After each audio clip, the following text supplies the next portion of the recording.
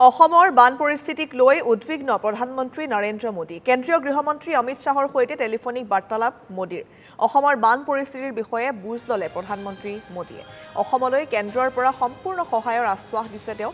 মণিপুৰ মেঘালয় আৰু মিজোৰামৰ বান পৰিস্থিতিৰো বুজ ললে মোদীয়ে ত্ৰিপুৰা আৰু পশ্চিমবংগৰ বান পৰিস্থিতিৰো বুজ লৈছে তেওঁ বানাক্ৰান্তক উদ্ধাৰৰ বাবে নিৰ্দেশ দিয়া হৈছে কেন্দ্ৰৰ তৰফৰ পৰা আৰু প্ৰধানমন্ত্ৰীয়ে অসমৰ বান পৰিস্থিতিক লৈ এইদৰে উদ্বিগ্নতা প্ৰকাশ কৰিছে তেওঁ কথা পাতিছে এই সন্দৰ্ভত টেলিফোনিক বাৰ্তালাপ কৰিছে আৰু য'ত সাৱধানতামূলক ব্যৱস্থা গ্ৰহণ কৰিব লাগে সেই বিষয়বোৰ তেওঁ ভালদৰে আলোচনা কৰা দেখা গৈছে ত্ৰিপুৰা পশ্চিমবংগৰ বান পৰিস্থিতিৰ বুজ লৈছে কেৱল এয়াই নহয় মণিপুৰ মেঘালয় আৰু মিজোৰামৰ বান পৰিস্থিতিৰো বুজ লৈছে প্ৰধানমন্ত্ৰী মোদীয়ে